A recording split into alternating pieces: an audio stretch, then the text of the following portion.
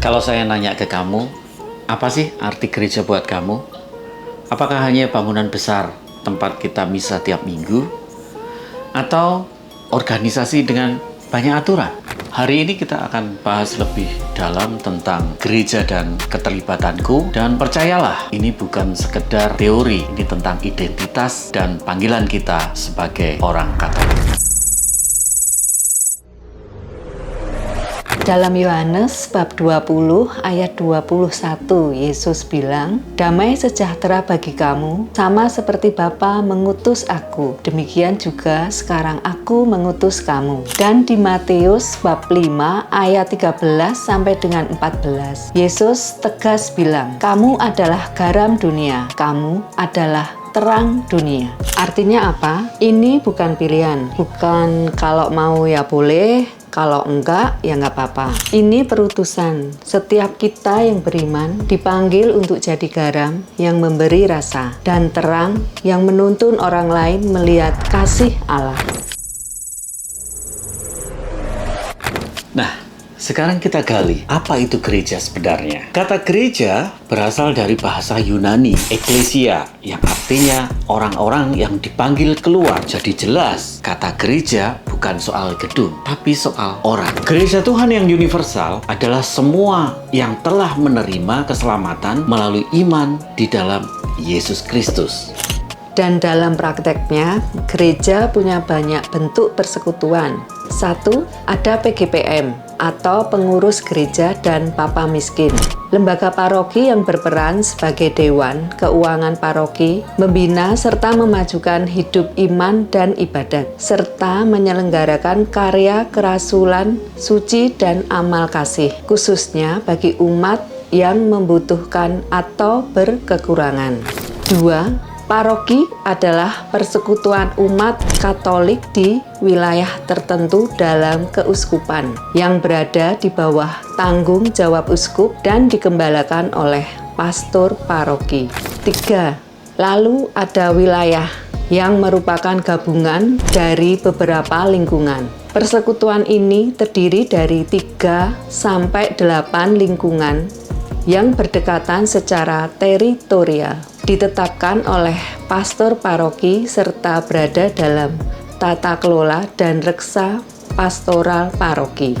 4. Lingkungan, paguyuban kecil umat yang biasanya terdiri dari 10 sampai 50 keluarga. 5. Ada juga kelompok kategorial, yaitu doa, paduan suara, hingga komunitas kategorial lain.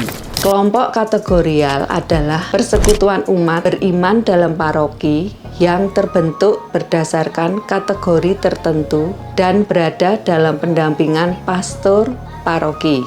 Misalnya, kelompok doa Kerahiman Ilahi, kelompok doa Hati Kudus Yesus, Legio Maria, paduan suara paroki, kelompok doa karismatik, dan paguyuban berayat timbalan. Supaya semua kegiatan ini berjalan dengan baik, ada yang namanya Dewan Pastoral Paroki atau biasa disebut dengan DPP. DPP ini adalah para pelayan umat yang diketuai oleh seorang pastor paroki. Mereka terbagi dalam kepengurusan lingkungan, wilayah, paroki, dan kelompok kategorial. Struktur kepengurusan Dewan Pastoral Paroki terbagi dalam beberapa tingkatan. Yang pertama adalah lingkungan, diketuai oleh seorang ketua lingkungan dan dibantu oleh sekretaris dan bendahara serta tim pelayanan di lingkungan. Naik ke tingkat yang lebih tinggi yaitu wilayah, diketuai oleh ketua wilayah, dan ketua wilayah ini berfungsi sebagai koordinator para ketua-ketua lingkungan. Di wilayah boleh ada struktur kepengurusan, tetapi juga boleh tidak ada struktur kepengurusan, kecuali wilayah yang mempunyai kapel. Di wilayah yang mempunyai struktur kepengurusan, setidaknya ada bendahara, sekretaris, dan tim-tim pelayanan di wilayah. Kemudian di atas wilayah ada paroki. Paroki terdiri dari kepengurusan Dewan Pastoral Harian atau DPH, diketuai oleh satu orang pastor paroki, dibantu oleh wakil ketua Dewan satu yang berasal dari Romo Vikaris atau Romo Pembantu, dan wakil ketua 2 yang berasal dari awam. Kemudian ada bendahara, sekretaris, dan para ketua bidang ditambah dengan koordinator ketua-ketua wilayah. Selanjutnya ada Dewan Pastoral Inti. Dewan Pastoral Inti beranggotakan Dewan Harian ditambah para koordinator tim pelayanan dan para ketua wilayah. Kemudian ada Dewan Pastoral Paroki Pleno. Dewan Pastoral Paroki Pleno adalah Dewan Pastoral Paroki Inti ditambah para anggota tim pelayanan dan ketua lingkungan ditambah dengan kelompok kategorial. Lalu untuk kelompok kategorial, kepengurusannya meliputi ketua, sekretaris, bendahara, dan beberapa seksi sesuai dengan kebutuhan pelayanannya. Tujuannya hanya satu, yaitu memastikan pastoral paroki hidup berkembang dan membawa umat makin dekat dengan Kristus.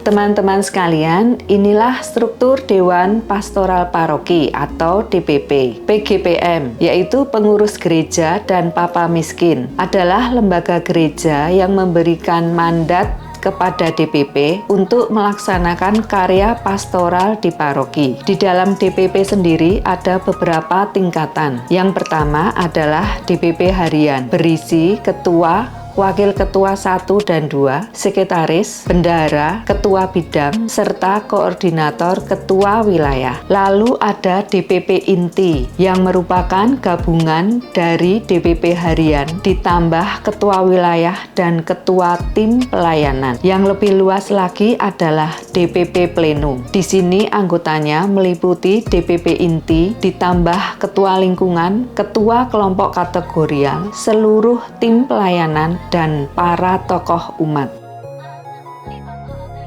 Dengan struktur ini diharapkan pelayanan gereja menjadi lebih tertata, partisipatif, dan menjangkau seluruh umat di paroki. Tetapi mereka nggak jalan sendirian, ada juga pendukung pastoral, karyawan paroki, prodiakon, katekis, tim keuangan, tim akuntansi, sampai pengelola dana sosial. Mereka semua menjadi tangan kanan gereja, memastikan pelayanan berjalan nyata.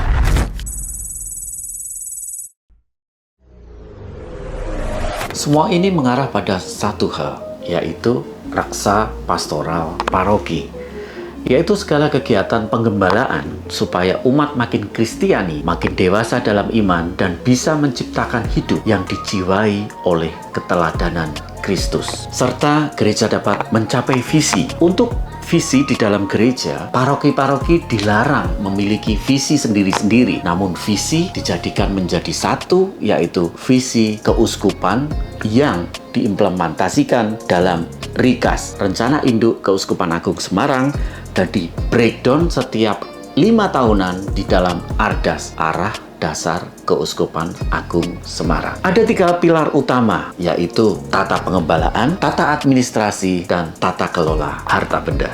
Dalam tata pengembalaan, gereja mengenal 6 bidang pelayanan.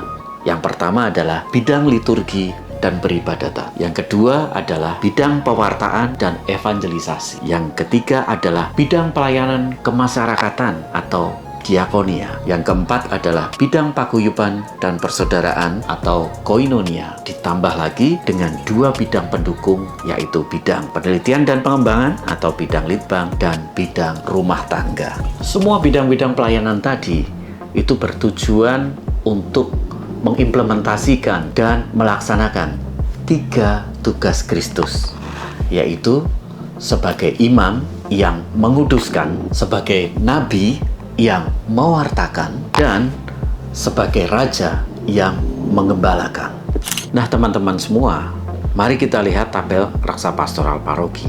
Yang pertama, di dalamnya ada 4 bidang pastoral utama seperti yang sudah saya sampaikan tadi, yaitu bidang liturgi dan peribadatan, bidang pewartaan dan evangelisasi, bidang paguyuban dan persaudaraan, dan bidang pelayanan kemasyarakatan. Keempat bidang ini berkaitan erat dengan 5 tugas gereja, yakni liturgia atau peribadatan, kerigma, pewartaan, koinonia, persaudaraan, dan diakonia, pelayanan. Kelima tugas ini dijalankan dengan meneladani 3 tugas Kristus, yaitu sebagai imam yang menguduskan, sebagai nabi yang mewartakan, dan sebagai raja yang menggembalakan. Semua itu akhirnya diarahkan pada pencapaian visi Keuskupan Agung Semarang yang diimplementasikan melalui RIKAS, Rencana Induk Keuskupan Agung Semarang, yaitu umat yang beriman,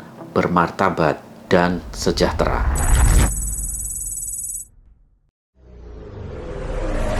Lalu bagaimana arah besarnya? Keuskupan Agung Semarang punya yang namanya RIKAS, Rencana Induk 2016 sampai 2035. Visinya jelas, terwujudnya peradaban kasih dalam masyarakat Indonesia yang sejahtera, bermartabat, dan beriman. Sejahtera artinya kebutuhan dasar manusia terpenuhi, papan, pangan, sandang, pendidikan, dan kesehatan. Bermartabat artinya kita punya akhlak yang mulia, hidup dengan harga diri. Beriman artinya punya hubungan intim dengan Allah yang nyata dalam buah hidup kita sehari-hari. Ini adalah peta jalan RIKAS, yaitu Rencana Induk Keuskupan Agung Semarang yang berjalan dari tahun 2016 hingga 2035. Tahap pertama periode 2016 sampai dengan 2020. Gereja diarahkan menjadi gereja yang inklusif, inovatif, dan transformatif. Artinya, gereja terbuka bagi semua orang, berani berinovasi dan membawa perubahan nyata. Masuk ke tahap 2021 sampai dengan 2025. Fokusnya adalah mewujudkan gereja yang semakin ekaristis politis, yaitu gereja yang hidup dari ekaristi dan sekaligus terlibat aktif dalam kehidupan masyarakat. Lalu pada periode 2026 sampai dengan 2030, gereja diharapkan menjadi gereja yang bahagia, inspiratif, dan menyejahterakan, sehingga benar-benar menjadi sumber sukacita dan harapan bagi umat maupun masyarakat luas. Semua tahap ini menuju pada tujuan besar tahun 2031 sampai dengan 2035, yaitu terwujudnya suburnya peradaban kasih. Gereja tampil sebagai bentara peradaban kasih, hadir di tengah masyarakat Indonesia yang adil, sejahtera, bermartabat, dan bersaudara. Nah, setelah melihat beberapa penjelasan tadi, tentunya kamu semua menjadi paham apa itu gereja. Gereja tidak hanya sekedar gedung dan juga tidak sekedar organisasi. Gereja adalah kita, saya, dan kamu. Kita dipanggil untuk menjadi garam dan terang dunia, hadir di tengah dunia dengan kasih Kristus. Pertanyaannya sekarang, apakah aku sudah sungguh terlibat? Apakah kamu sudah jadi bagian aktif dalam gereja kita? Karena ingat, gereja tanpa keterlibatan kita hanyalah bangunan yang kosong. Tapi dengan keterlibatan kita, gereja menjadi terang bagi dunia dan semesta.